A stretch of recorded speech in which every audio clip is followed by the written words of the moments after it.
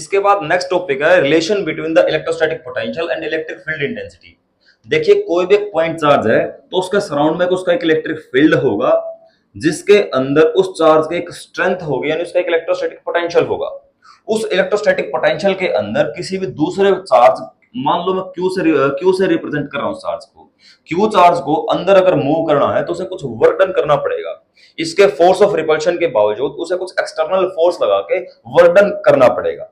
इस amount of work done in moving a test charge कहीं से कहीं तक भी in the electrostatic potential of any other charge, उस वर्क डन को मैं दो तरीकों से रिप्रेजेंट कर सकता हूं।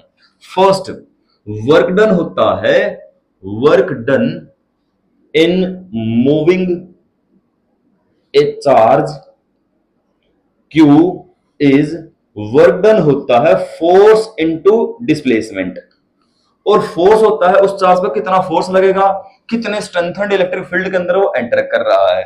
फोर्स होता है QE, इलेक्ट्रिक फील्ड के अंदर जिस चार्ज को मैं मूव करवाना चाहता हूं उस पर फोर्स लगेगा QE डॉट dr। तो dr को हटा, डॉट को हटा दूंगा तो यहां पे आ जाएगा cos ऑफ थीटा। और इस इलेक्ट्रिक फील्ड के अंदर इस चार्ज पे फोर्स लगेगा इस डायरेक्शन में, और चार्ज को मूव करवा रहा हूं अपोजिट डायरेक्शन में। तो मैं मेंशन कर सकता हूं कि यहाँ पे cos थीटा जो है 180 डिग्री हुआ, इस डायरेक्शन में फोर्स हुआ, दूसरे डायरेक्शन में चार्ज को मूव करवा रहा हूं। अपोजिट डायरेक्शन होने की वजह से दोनों के बीच में एंगल वो 180 डिग्री, और cos 180 डिग्री होता है माइनस का 1, QEDR cos ऑफ 180 डिग्री और माइनस का QEDR, इतना हुआ वर्क डन। इसी वर्क डन को चार्ज को मूव करवाने में किए गए वर्क डन को दूसरे तरीके से भी इलेक्ट्रोस्टैटिक पोटेंशियल की फॉर्म में भी बता सकता हूं कि एक पॉइंट चार्ज का इलेक्ट्रोस्टैटिक पोटेंशियल था, उस पोटेंशियल के अंदर दूसरे चार्ज को मूव करवाना है तो वर्क डन होता है potential into charge. Also work done in moving the charge, in moving the, जो भी टेस्ट चार्ज को मैं मूव करवाना चाहता हूं, charge Q in the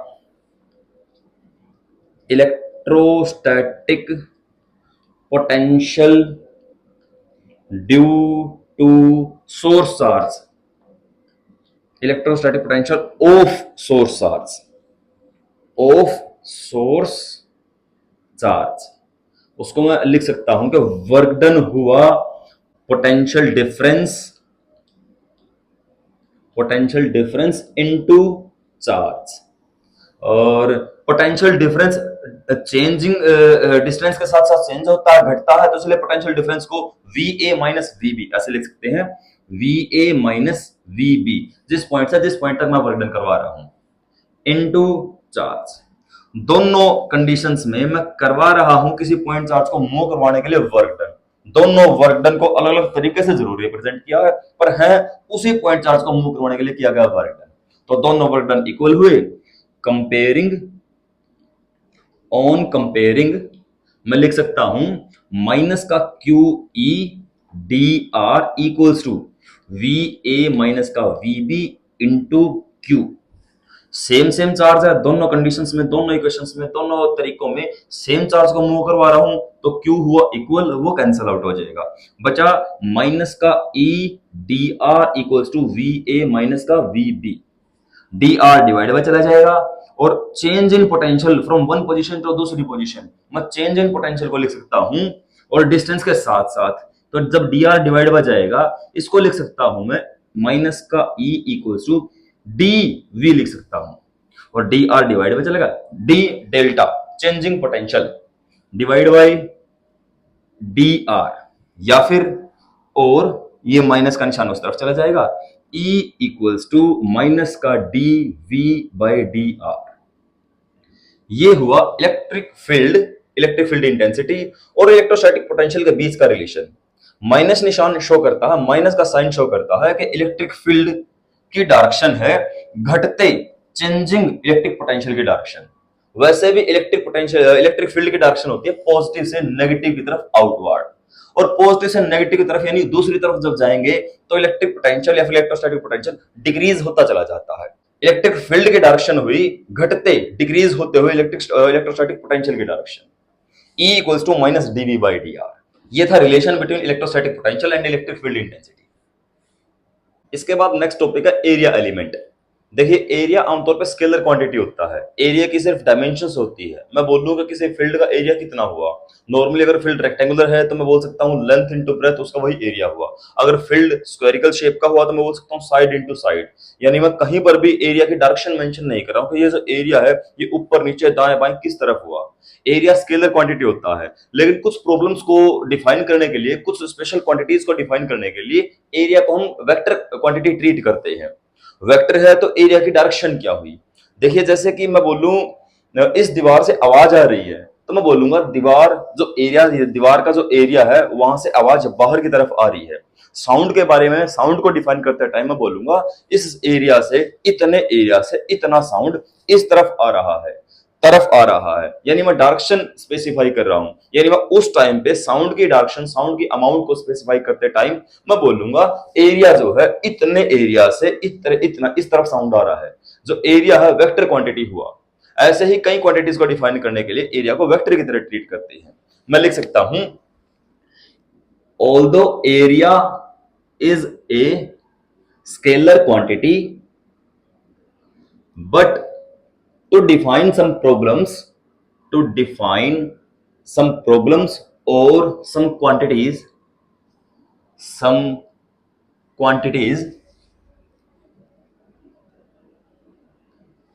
area is treated as vector, area is treated as vector।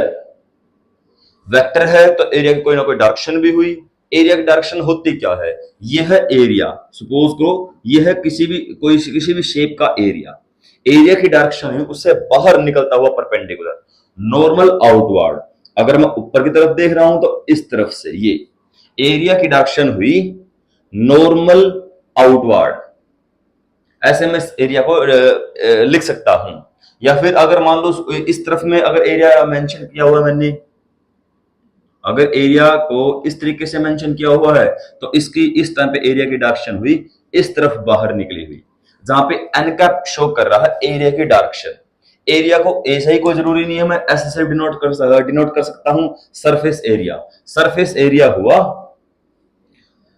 N dot ds, यानी जहां पे एन है उस सरफेस एरिया की, एन कैप है उस सरफेस एरिया की डायरेक्शन। ये था एरिया वेक्टर। एरिया वेक्टर की डायरेक्शन क्या हुई, मैं लिखने के तौर पे बता सकता हूं the direction of area element या फिर एरिया इज नॉर्मल आउटवर्ड, बाहर की तरफ निकला हुआ परपेंडिकुलर। इस एरिया की डायरेक्शन हुई इससे बाहर निकलता हुआ परपेंडिकुलर। सामने से देख रहा हूं परपेंडिकुलरली आउटवर्ड, लेटे हुए एरिया को देख रहा हूं तो उससे निकला हुआ परपेंडिकुलर ऊपर की तरफ, यानी उस एरिया से आउटवर्ड निकला हुआ perpendicular. The direction of area is normal outward. ये है एरिया एलिमेंट।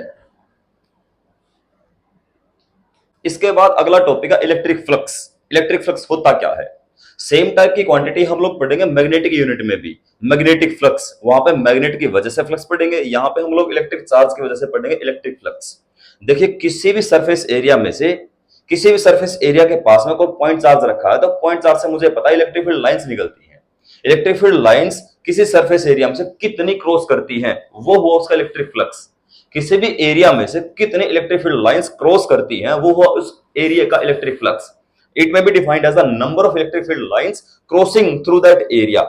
मैं डेफिनेशन लिख सकता हूं, electric flux may be defined as, it is defined as number of electric field lines crossing through that area, crossing per unit area।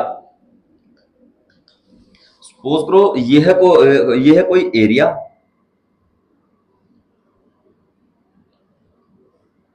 और यह है कोई पॉइंट चार्ज।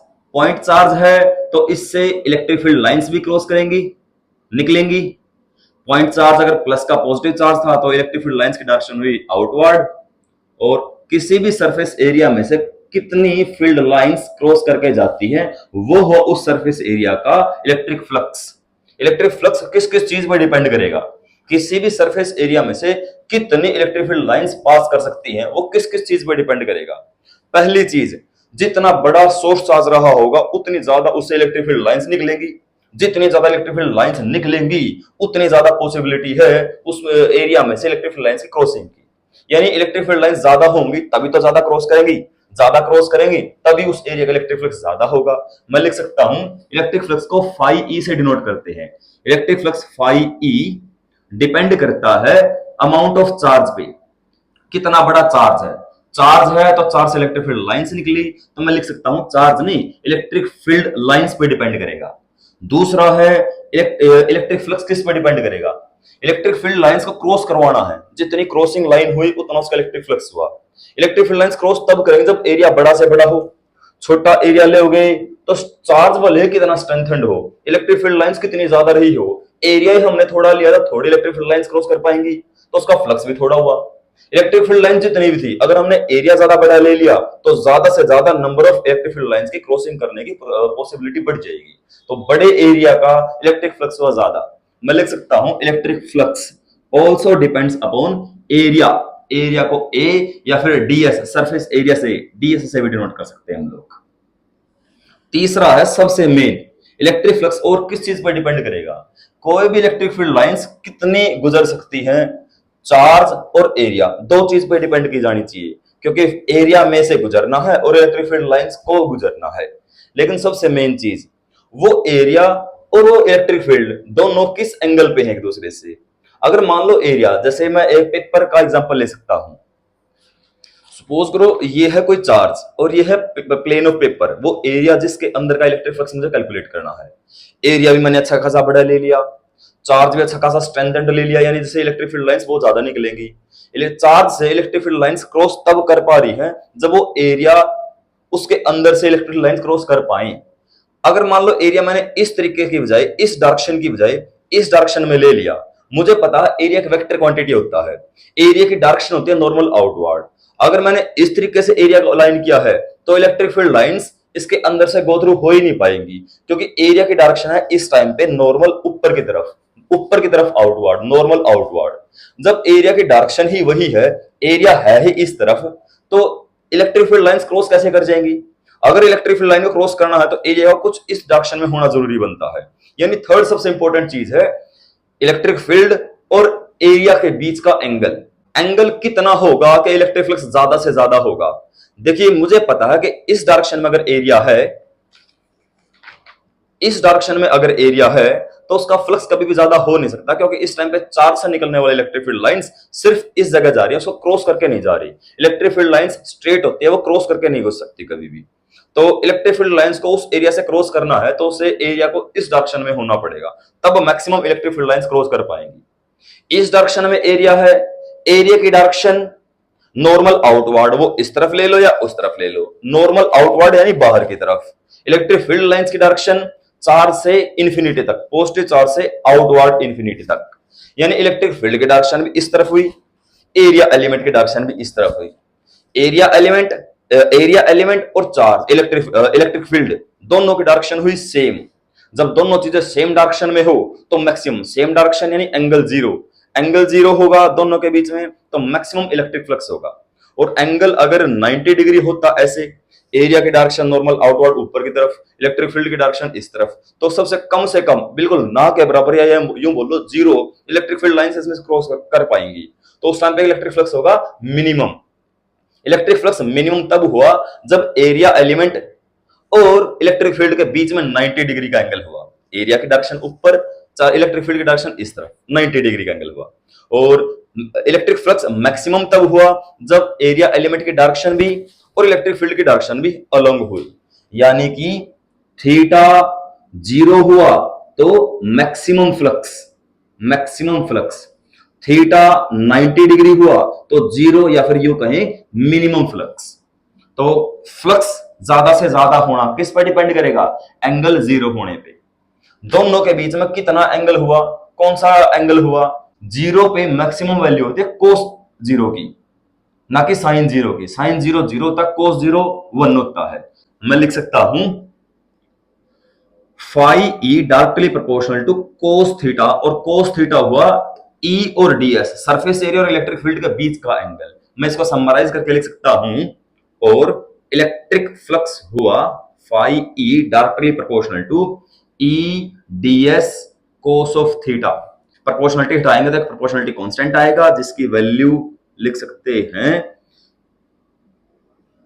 के E D S cos theta, जहां पे के है प्रोपोर्शनलिटी कांस्टेंट और इसकी वैल्यू होती है 1 एंड के इक्वल्स टू 1, इसलिए फाई ई यानी इलेक्ट्रिक फ्लक्स हुआ E D S cos of theta या फिर ई डॉट डी एस, अगर मैं एंगल को ना लिख करके सीधा डायरेक्शन की फॉर्म में शो करता हूं तो।